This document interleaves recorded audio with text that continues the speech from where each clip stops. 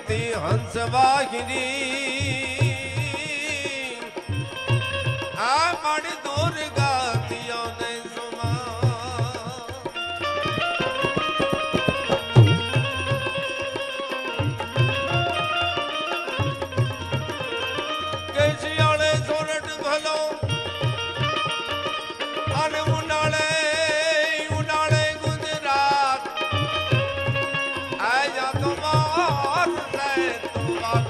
Hello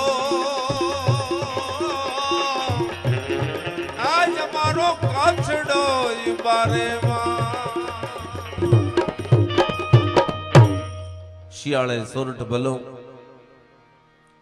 ઉનાળે Gujarat વર્ષે તો વાગડ ભલો ને કચ્છડો બારે માસ કહેવાની વાત અમારા લોકજીવનના દુહામાં જીવતી વાતોમાં આપ સૌનું શબ્દોથી સ્વાગત કરી અને આજ મારે વાત માંડવી છે પહેલા દુહા વિશેની એ વાત કરવી છે આ ગરવી ગુજરાતની ધરતી છે આ ધરતીના કોઈ પણ વિસ્તારમાં જાઓ તો એની પાસે એની પોતાની ખાસિયત છે શિયાળે સોરઠ ભલો ઉનાળે ગુજરાત વર્ષે તો વાગડ ભલો અન કચ્છડો બારે માસ કોઈ મને પૂછ્યું કે કચ્છડો બારે માસ શું કામ પણ ત્યારે હું એક વખત આફ્રિકામાં કેન્યા નાઇરોબીના પ્રવાસે ગયો ત્યારે મને જાણવા મળ્યું કે ત્યાં નાઇરોબીમાં 12 માસ કેરીઓ થાય 12 માસ શાકભાજી થાય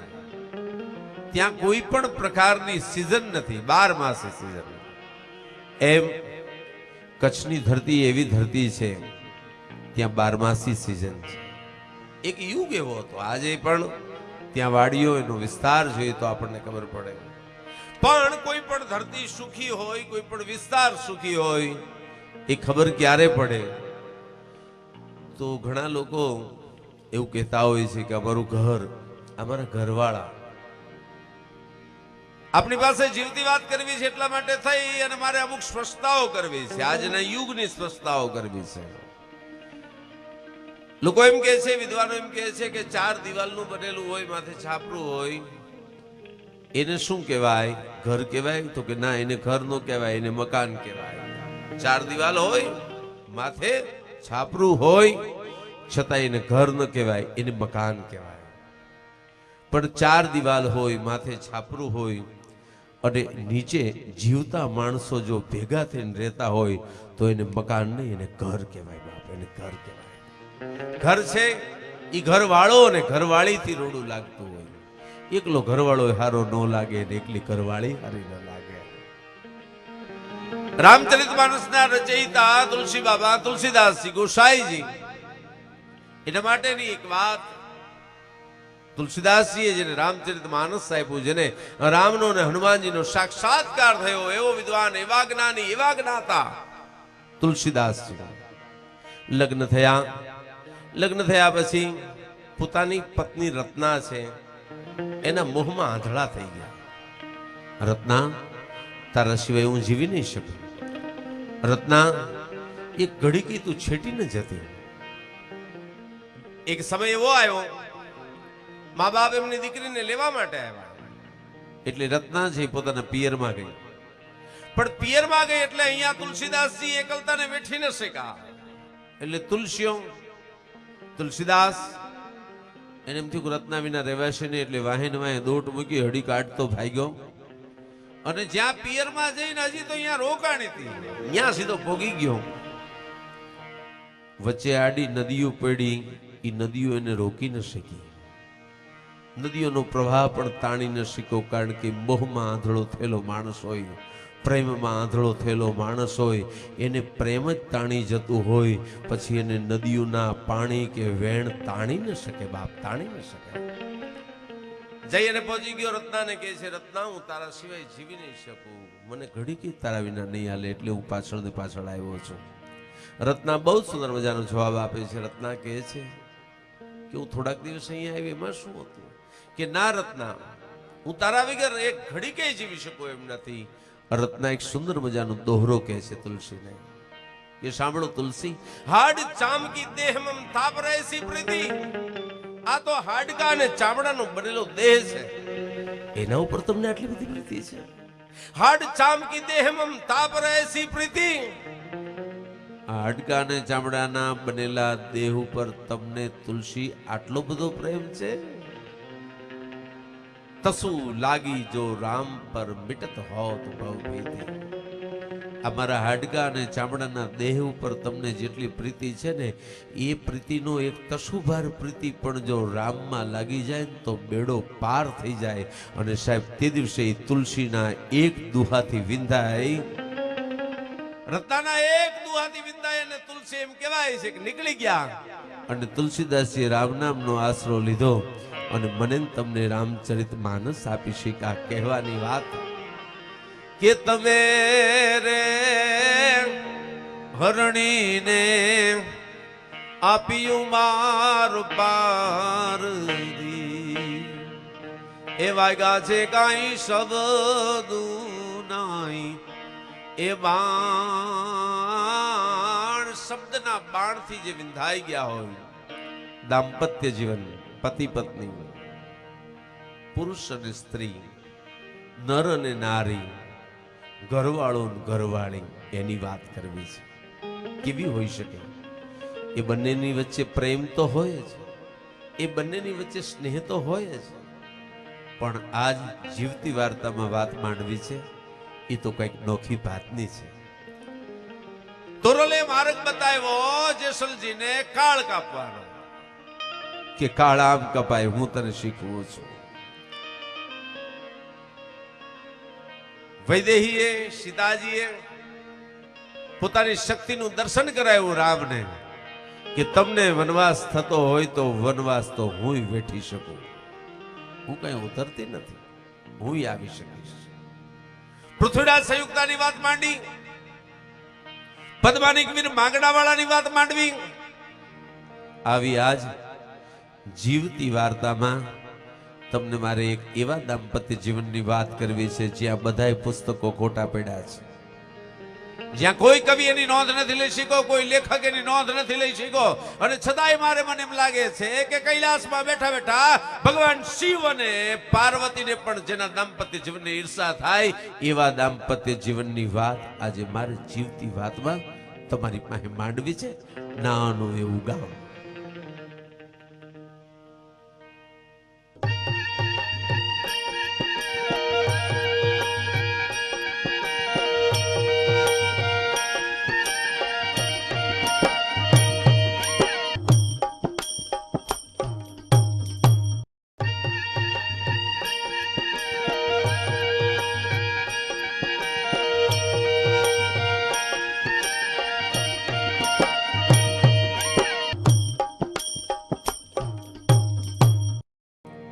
નાનું એવું ગામ.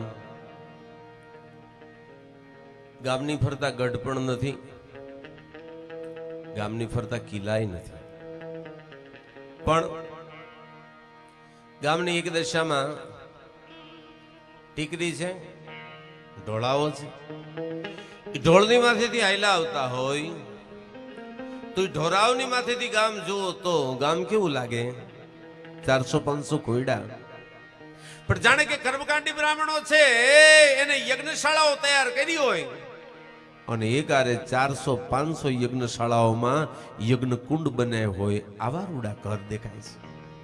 નાનું એવું ગામ છે. સવારનો પર ગામમાં એકાદી દરબારની ડેલી છે, ચોરો છે, રામજી મંદિર છે. ગામના પદરમાં એક નાનું એવું શિવાલય છે, તળાવનો કાંઠો છે અને તળાવના કાંઠે શિવાલયની ઓલી કો રહેલા જાઓ એટલે ઘેઘુર વડલો છે અને વડલા પરથી પછી એક કેડી પડે છે, એ કેડીના પડખે કૂબો છે.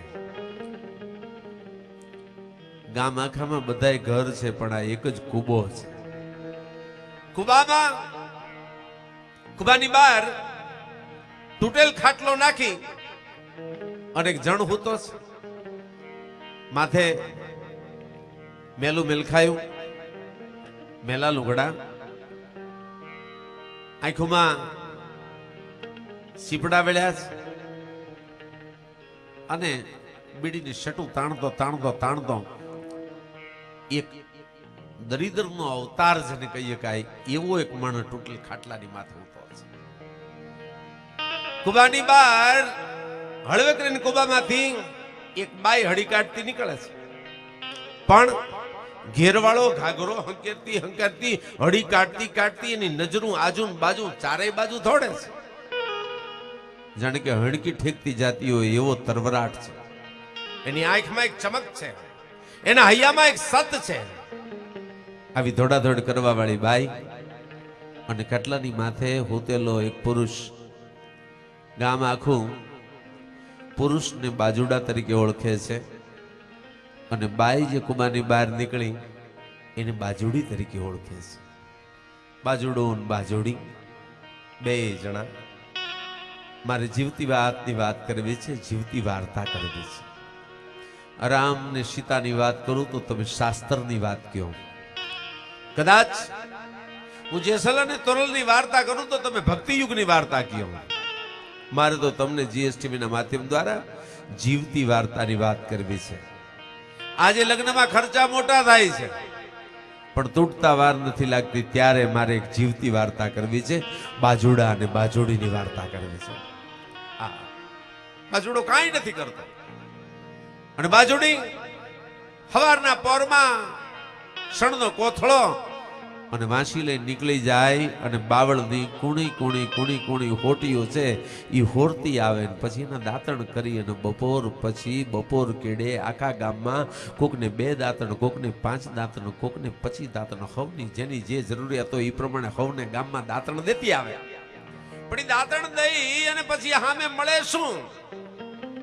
આખા ગામમાંથી વધુ ઘટું હવ બટકું બટકું રોટલો આપે, ટાઢી ખીચડી આપે, પણ હરખ ભેર મહેનત કરી અને કમાઈ કરવા વાળી એ ગ્રામ્ય જીવનની ગરીબ બાઈ આખા ગામમાં ઉઘરાણું કરતી ફરે.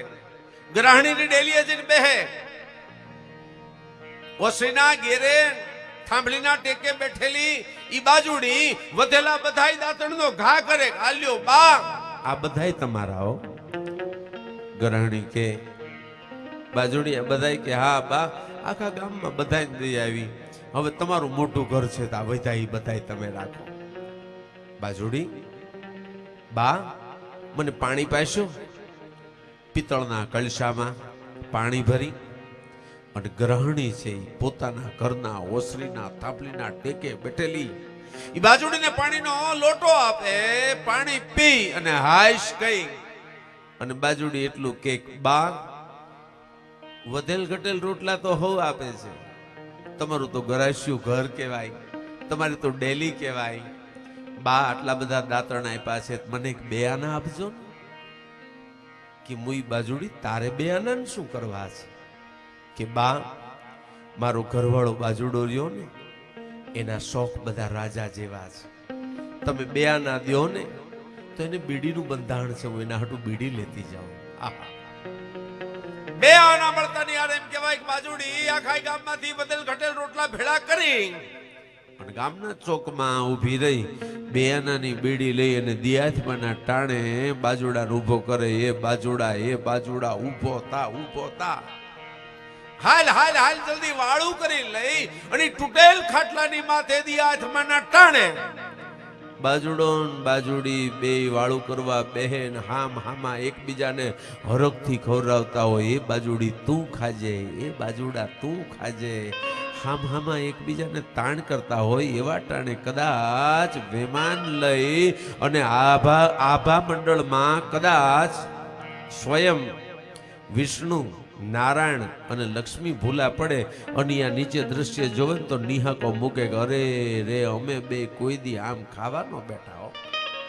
સ્વયં લક્ષ્મી અને નારાયણ ને પણ જેના આ દાંપત્ય જીવનની ઈર્ષા આવે એમ ભેળા બેહી અને ગામમાંથી બધેલ ઘટેલ રોટલા ખાતા ખાતા વાળું કરી અને પછી તો કહેવાય છે કે બાજુડો બીડીઓની શટું મારતો બારતો બેઠો હોય, પણ બાજુડો બેઠો છે કે રાજા ભોજનો અવતાર બેઠો છે. ઈ નો એવા ઠાઠથી બેહવા વાળો બાજુડો આમ કરતા કરતા દિવસની માથે રાતની માથે દિવસ જાય છે. બાજુડો બાજુડી આવું જેને કહેવાય દેવોને પણ દોહલું છે એવું દાંપત્ય જીવન જીવે છે. અને એ દાંપત્ય જીવનમાં બે એકબીજાની હારોહાર રહી, એક હૈયું તો બીજો શ્વાસ, બીજો શ્વાસ તો એક હૈયું, આમ બે દાંપત્ય જીવન બાજુડો ને બાજુડી જીવે છે.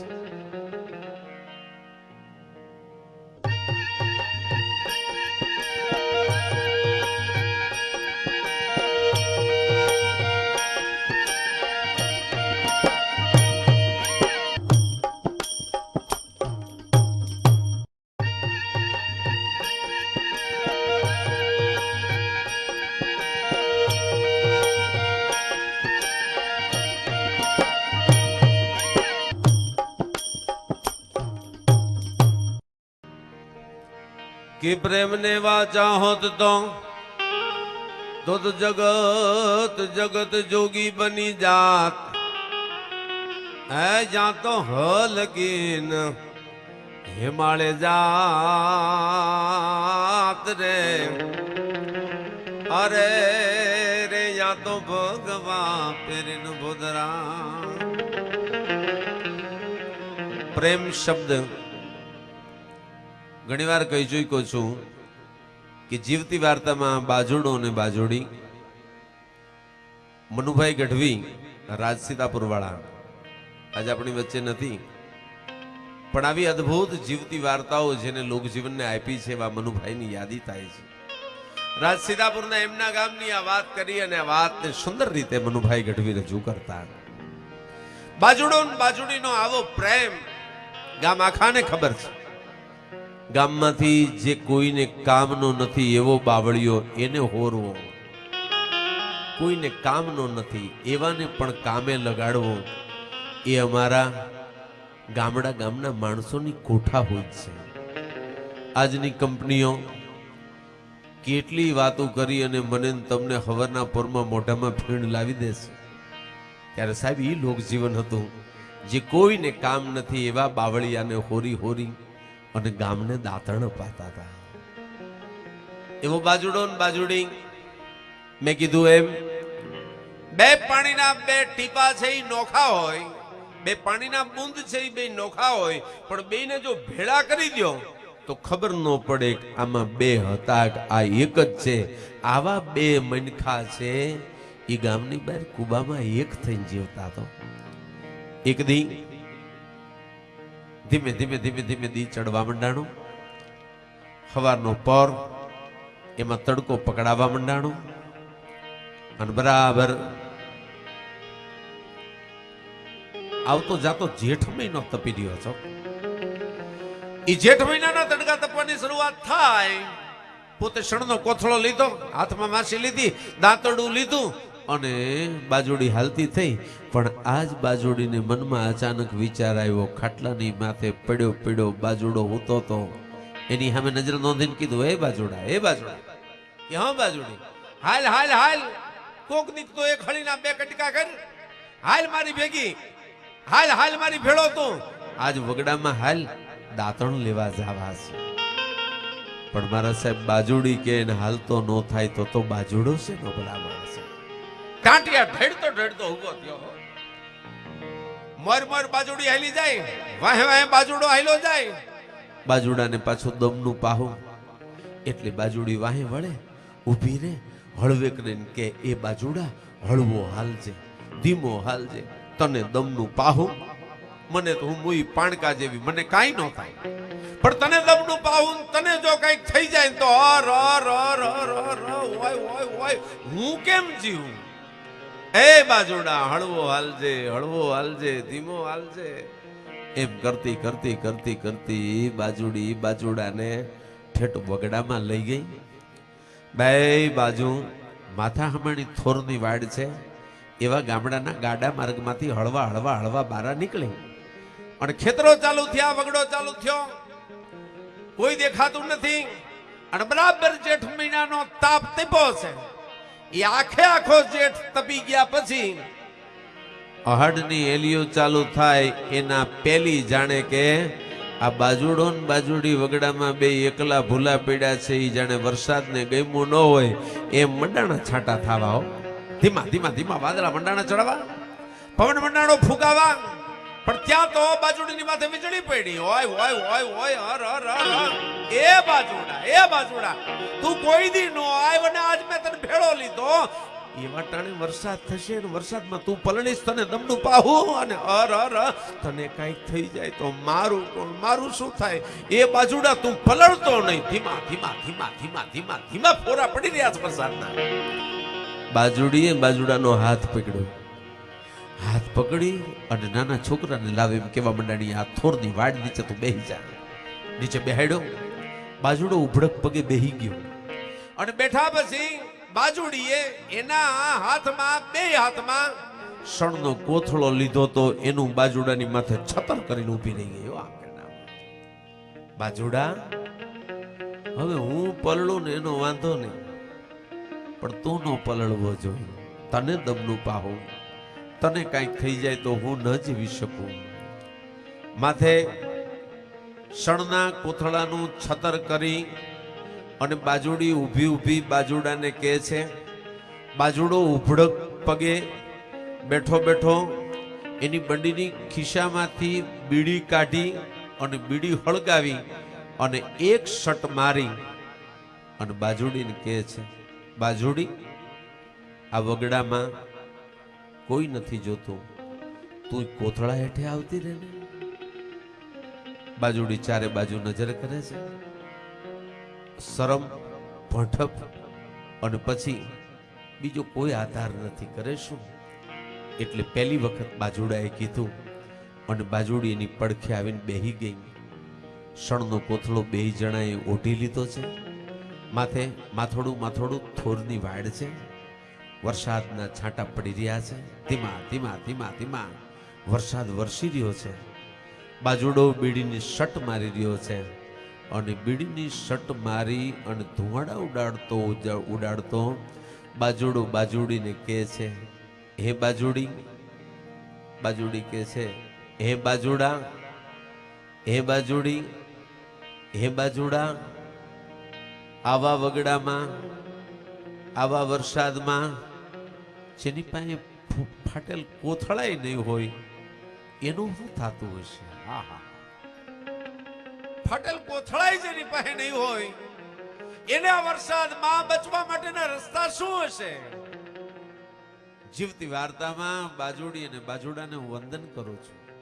અમારા ગામડા દાંપત્ય જીવનને હું અભિનંદન કરું છું, વંદન કરું છું ચારણ તરીકે કે સાહેબ વગડામાં બેઠા હોય, માથે બે વરહતો હોય અને બેયે કોથળો ઓઢી લીધો હોય, પછી જેની પાસે કોથળો ન હોય એની ચિંતા કરતા હોય ને, એવા અમારા બાજુડા અને બાજુડીના દાંપત્ય જીવનને હું 100 સલામ કરું છું, 100 સલામ કરું છું. સાહેબ, બેંકોના એકાઉન્ટ હાંફતા હોય, પ્રોપર્ટીઓના પાર ન હોય, ઘરેણાથી બાયો છે એ દટાઈ મરી હોય, તોય દાંપત્ય જીવનમાં એકબીજાને જો પ્રેમ ન હોય ત્યારે અમારું આ દાંપત્ય જીવન જીવાઈ રહેલું એ બાજુડી અને બાજુડાની આ વાત મને ઘણી વખત એવું લાગે છે કે રામ અને સીતાની વાત મંડાય, કૃષ્ણ અને એમની પટરાણીઓની વાત મંડાય એના કરતાં પણ હવાઈ મુઠ્ઠી પર ચડિયાતી એવી આ જીવતી વાર્તા છે. ત્યારે એ જીવતી વાર્તામાં અને ત્યારે અમારા કવિઓ એમ કહે છે, શું કહે છે કે પ્રેમ ને વાચા હોત તો